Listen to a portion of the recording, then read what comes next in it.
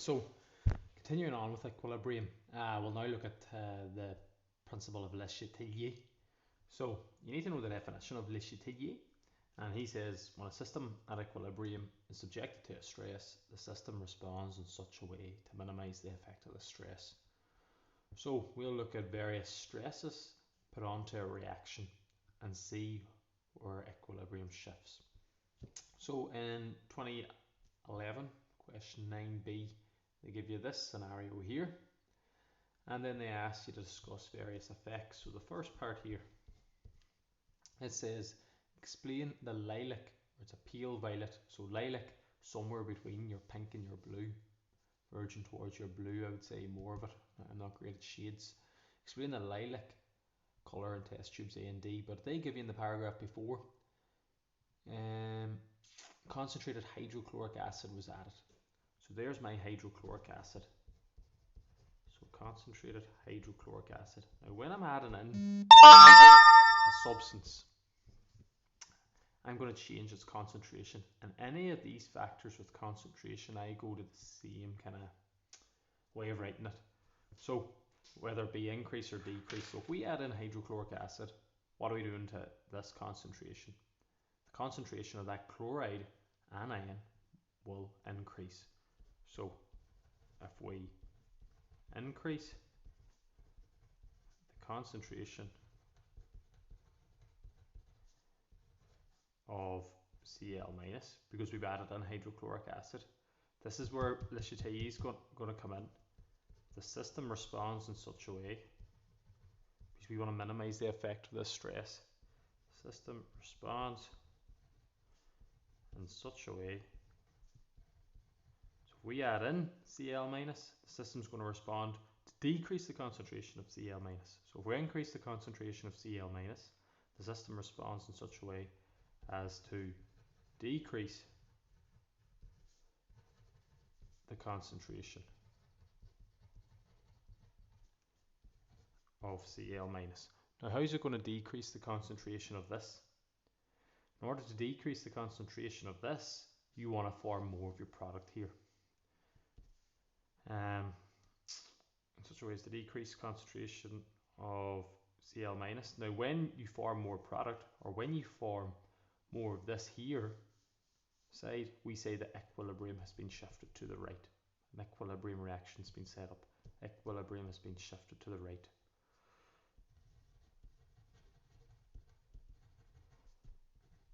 Has been shifted to the right.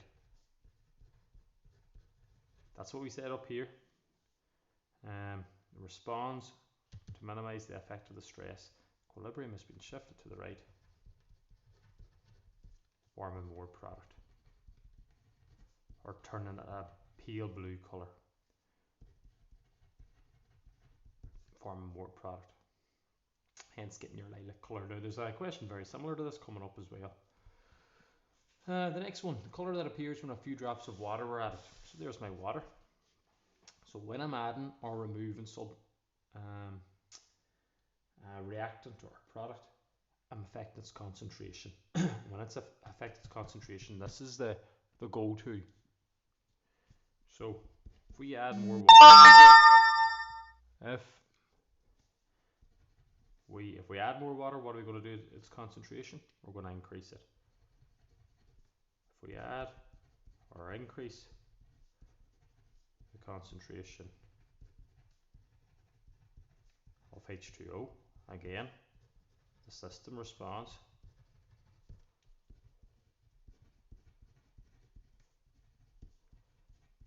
in such a way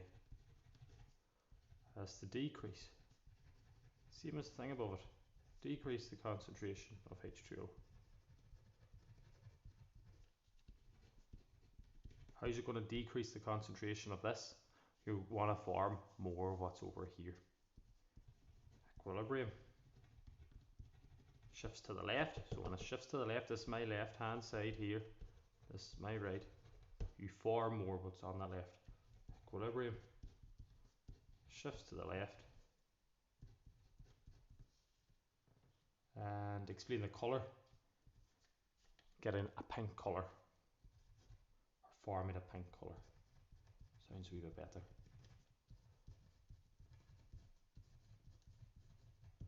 I'm going to run out of fucking room. 3. The colour that appeared when a few drops of concentrated hydrochloric acid. Now part 3, just to save a wee bit of room, is the same as up here. If we increase the concentration of Cl- or HCl, the system responds in such a way as to decrease the concentration of Cl- or HCl. Equilibrium shifts to the right, forming more product, getting blue colour.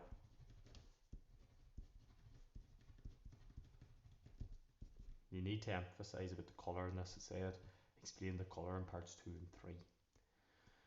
Right, so 1 and 3 are the same essentially. Now, below that there's another few parts. When test tube C was placed in a beaker containing ice and water, the solution in the test tube became pink. Is the forward reaction endothermic or exothermic? Now, what I just keep in my head, if you increase or increase En temperature, that means it's endothermic. If you increase temperature, you favour the endothermic reaction. So the opposite to that, if you decrease temperature, you favour the exothermic. Now sometimes you might have to look at the heat of reaction. Exothermic reactions have a negative value, endothermic reactions have a positive value. There's no mention of that here.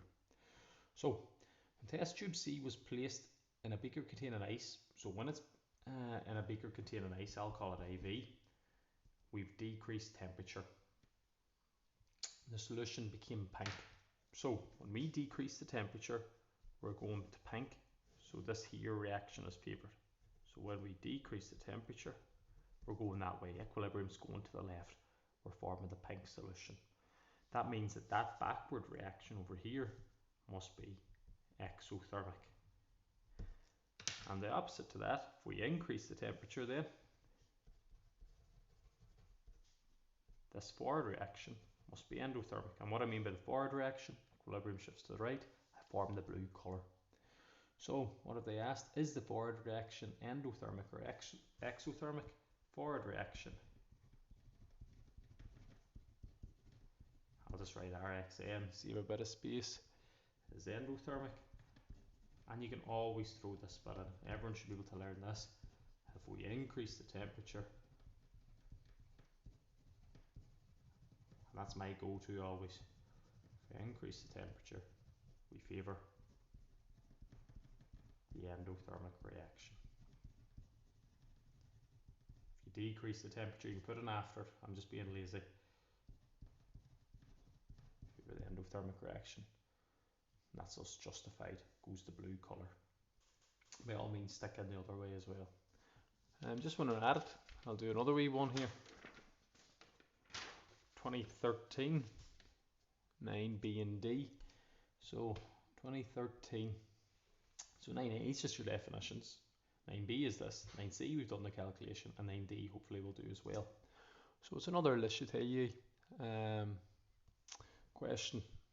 So 9B, when a yellow solution, blah blah blah to start, explain the effect on the Fe3 plus concentration. We want to explain the effect on this concentration of adding KCNS, potassium thiocyanate. Now there's my KCNS. They've just taken off the K, hence your CNS minus. Just much like the hydrochloric acid over here, they took off the H plus, and you're left with Cl minus. So, explain the effect of Fe3 plus of adding KCNS. Now if we add KCNS, what have we done to its concentration? We've increased it. So the same as before. So if we increase the concentration, hopefully they'll give us a wee decreased concentration sometime. No, but I'll go through it after. If we increase the concentration of KCNS or CNS minus, whatever you like, if we increase the concentration of that, the system responds. This is minimize the effect of the stress. The system responds in such a way as to decrease the concentration of it.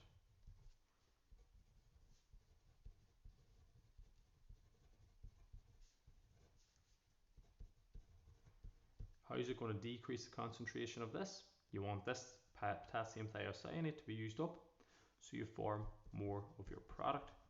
Remember, equilibrium is going to your right hand side. Decrease the concentration of KCNS. Equilibrium shifts to the right. If they ask me for the colour, I'd say form a red colour. But in this one, they specifically said the effect of this concentration, therefore thus decreasing. There's the important bit. Concentration of Fe3+. Now, I may as well go through the scenario. They asked you the effect on this if you've decreased the concentration of this. So if we've decreased the concentration of KCNS, the system responds in such a way to increase the concentration of KCNS. How is it going to increase the concentration of this? Equilibrium shifts to the left, forming more of a reactant that actually increase the concentration of Fe3+. Now, another scenario that we haven't mentioned yet, pressure has no effect. So pressure only affects gases, and gases with unequal numbers. So if they were all gases, here we see they're not. If they were all gases, they do have unequal numbers of molecules or moles. There's 2 on the left, 1 on 1, and there's 1 on the right. So there's 2 on the left, 1 on the right. We could chat about the unequal numbers. If we increase the pressure, we favour the side with the smaller numbers. So we'd be shifting equilibrium to the right hand side. To take up less space, if we squeeze it on down, we want the molecules with a smaller number to take preference. I always think about squeezing down the roof of a room so that there's less people, something odd like that. Now, we can't chat about that because they're not gases. So pressure has no effect on this as they're not gases. As they are not gases, they're in the aqueous phase if you like, but it only affects gases with unequal numbers. They are in aqueous phase. And then D here, I give you the colour change scenarios now. The red colour faded when the test tube was placed in ice, same as before. So the red colour faded, so obviously I'm shifting the equilibrium to the left here. I'm going to decrease the temperature, and a decrease the temperature is always my exothermic. So therefore, if I increase the temperature, the opposite must occur. That must be my endothermic. So my backward reaction is exothermic, my forward reaction is endothermic. Increased temperature, En, endothermic. Easy. So the red colour faded was placed in ice. State whether the value of Kc is bigger or smaller at lower temperature. Okay. So if Kc is bigger than 1, or the bigger the value of Kc, the more on the right hand side we are. Yeah, more product we're forming. So the bigger the value of Kc, the more product being formed. Smaller value of Kc, the less product being formed. So at a lower temperature, I'm favouring the exothermic, so I'm shifting that equilibrium to the left. So Kc will be smaller at a lower temperature. That's a tough one. State Kc will be smaller or lower. Equilibrium shifted to the left as temperature decrease favours exothermic.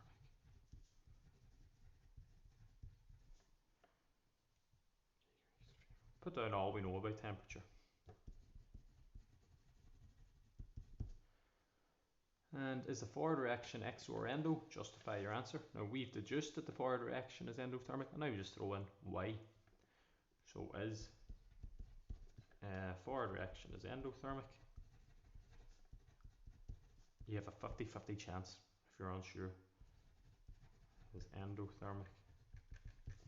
And then your reason, if we increase the temperature, En, your En, the temperature, if we increase the temperature, we favour the endothermic reaction.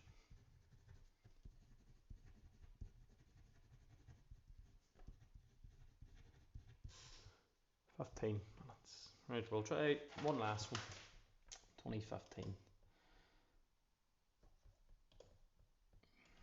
Where is she now? 2015. Oh yeah. So it was in question 11b, so towards the end of it, calculations done from before. Here, the relationship between temperature and Kc. Now temperature is on your x-axis here, so just going over it. When we've increased the temperature, we've increased the value of Kc, haven't we? So think of these numbers, that could be 1, 2, 3, I don't care what they are, 4, 5. And again, that could be 1, 2, 3, 4. It's not going to be them numbers, but still. That's how you'd label it, the bigger numbers further right, the bigger numbers further up. So when we've increased the temperature, we've increased the value of Kc. Now remember, the bigger the value of Kc, the more on the right hand side we are, the more product being formed. So increased temperature, I haven't looked at the question yet, we've increased the value of Kc, we're going to the right hand side, we're forming more product, and that means more B and C. Yeah, bigger the value of Kc, more on this right hand side. Because we know that if you've increased the temperature, remember what reaction do we favour? Always the endothermic. Increase, endothermic. So that must mean that that forward reaction is endothermic.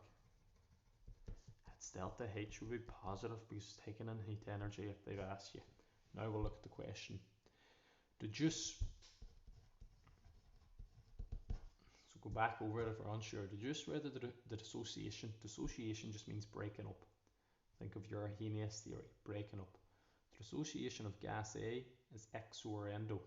Explain your reasoning. So the breaking up of it, meaning forming more product, as we said, is an endothermic reaction. And once we see endothermic, throw in what we know. If we increase the temperature,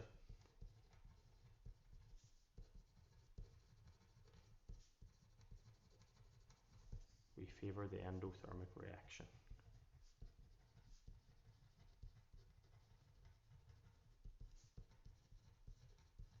From the graph, you know, I may stick down an additional bit. From graph, the greater the value of temperature,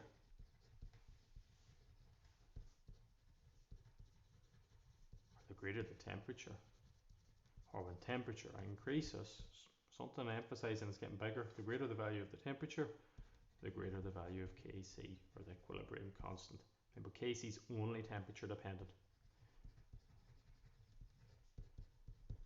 And the greater the value of Kc, the more the equilibrium shifts to the right hand side. So the forward reaction is endothermic. And explain how an increase in storage temperature would affect the pressure. This goes back to junior cert science, states that matter. If you increase the temperature, what will you do with the pressure? So think of all your gases here. If you increase the temperature here, say we heat it up, these gases are going to gain heat energy, and they're going to convert that into kinetic energy.